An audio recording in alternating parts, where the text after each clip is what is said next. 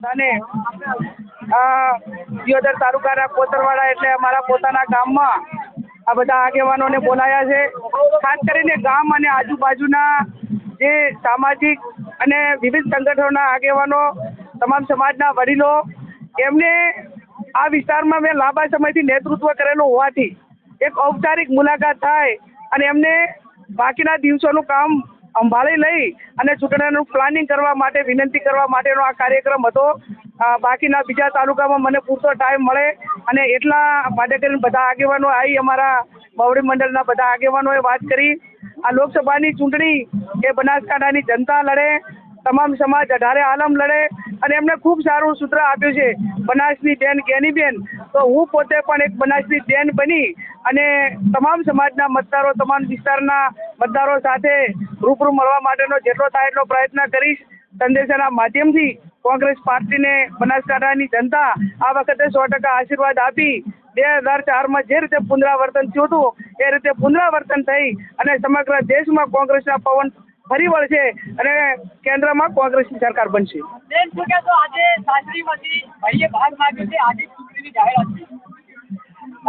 હમણાં અડધો કલાક પહેલા જાહેરનામું પડ્યું છે। આમ તો જે હું વિધાનસભાની ચૂંટણી લડું છું એ મત વિસ્તાર વિધાનસભા એ મારા પિયર પક્ષમાં ના ગામડાઓમાં આવે છે। આ ગામ એ દિયોદર વિધાનસભાનું ગામ હોવાથી વિધાનસભાની ચૂંટણી લડવાનો મોકો નથી મળ્યો, એટલે હવે લોકસભાની ચૂંટણીની ટિકિટ કોંગ્રેસ પાર્ટી આપી છે।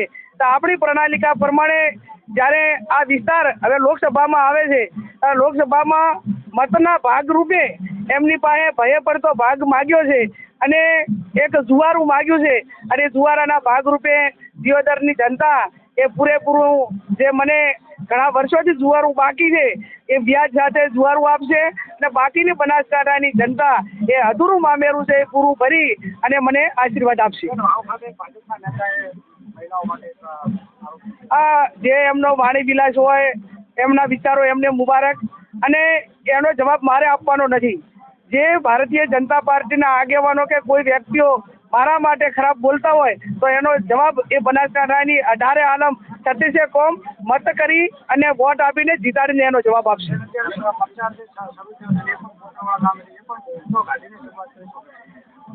આમ તો શું છે કે આપણી સંસ્કૃતિ રહી છે, રાજકીય ચૂંટણી સભામાં મારે આ ગામમાં આવવાનું થયું હોય તો આજે વર્ષનો પહેલો રેકોર્ડ છે।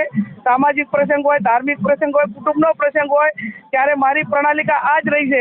પણ તમને બધાને એ બાબતની નવાઈ લાગે કે આજ તમારી મીડિયાની વિશેષ હાજરી છે અને હાજરીના ભાગરૂપે આ લાજને મર્યાદા એ આપણી સંસ્કૃતિમાં ભરેલું છે અને વડીલોની મર્યાદા ગામની અંદર રાખવી એ મારી પોતાની એક પરંપરાને આગળ વધારતા અને જે સંસ્કૃતિ છે એ સંસ્કૃતિનું જતન કરી અને વડીલોના આશીર્વાદ લેવા એ આપણી સૌની સંસ્કૃતિ છે।